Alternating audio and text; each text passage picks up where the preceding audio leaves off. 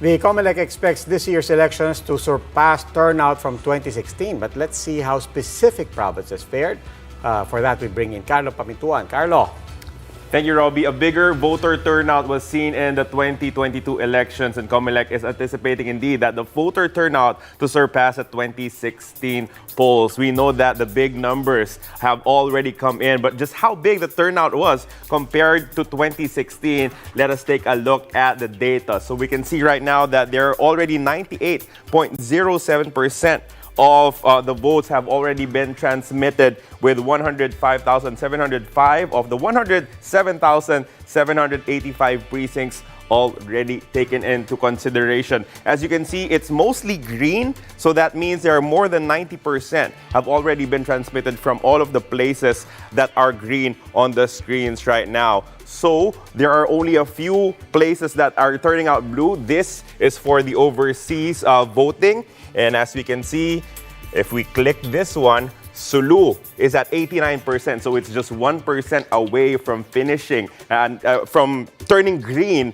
At hihintay na lang siya nating maging 90% as well. Another area that is still blue right now is Lanao del Sur. As we have heard, there have been some toughness in transmitting from Lanao del Sur, which is a big reason why they are at 75%. So more than 65 million registered voters. And in terms of the presidential elections, we saw that there were almost 52 million votes cast. So we're working at around 80% in terms of votes cast in the presidential race compared to the 42 million that were cast in total in presidential votes back in the 2016 elections. We saw the energy coming from the voters. I was able to vote in yesterday at maraming nagsasabi that they were all excited to vote and they were there early. As we can see, the numbers are showing that is indeed a high turnout for these elections. Robbie, Gretchen?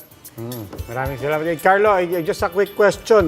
Yung sa overseas voting, nabanggit mo, it's less than 90, but that's a big range, 50 to 90% for blue. So ilan dyan? 53% pala untransmitted. It's currently 53%. No, transmitted is 868 of the 1,611 Pero iba yata yung transmission dun sa voter turnout. Yes. So ito palang what we're seeing now, yung is the data transmission. That is correct.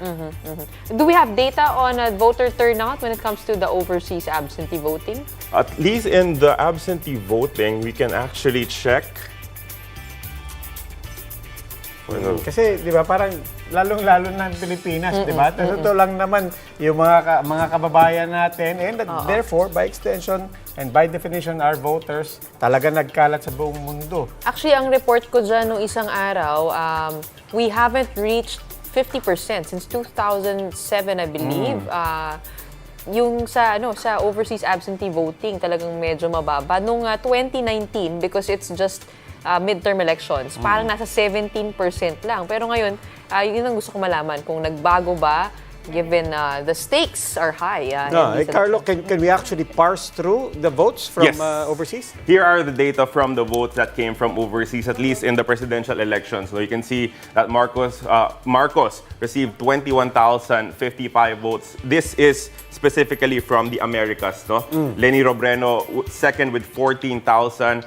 Domagoso with 2,000, Pacquiao with 600. As we move along, it just takes a little bit of time for our data to complete. Pero nakita natin, 125,000 from Asia Pacific, from the Asia Pacific region, 125,000 votes for Bongbong Marcos, 27,000 for Leni Robredo. As you can see, pareho pa rin yung dalawang namumuno in the race. As we turn now our attention to Europe, where we had about 18,795 votes for Bongbong Marcos, 6,647 for Robredo in the Middle East and Africa, where there are also a lot of overseas Filipino workers. 75,000 voted for Bongbong Marcos, 13,500. So it's not just here, even overseas, napakarami talaga nung nagpakita, nung bumoto in the 2022 presidential But what's election. impressive is the turnout from Asia Pacific, because that's not necessarily the order by which you have overseas abroad. Most OFWs we have are in the Americas and the Middle East, and yet sa Asia talagang turnout. Europe, we know, everywhere naman, substantial lang voters natin. But that order of population does not necessarily correspond to the actual turnout, no? That's correct. And it's really interesting to see where the votes have been coming from. But it's just, related to the story that there's just a lot of excitement in these elections. I think I got some data here. Noong 2016, 31.45%. Ngayon, this year, nasa 31% na tayo so far ng voter turnout. Nung 2019 senatorial midterm elections, 18.47%. So medyo pareho dun sa 2016, although I think we're probably still waiting for more voters. Yeah, and we know cast their for our ballots. voters, this is something that we're also hoping can be perfected by the COMELEC. Overseas voting, napakalaking bagay. We have more than 10% of our population, nearly 50% of our population, 15%. 1.6 million total voters abroad. Diba? So malaking bagay yan. Okay, maraming salamat Carlo ha.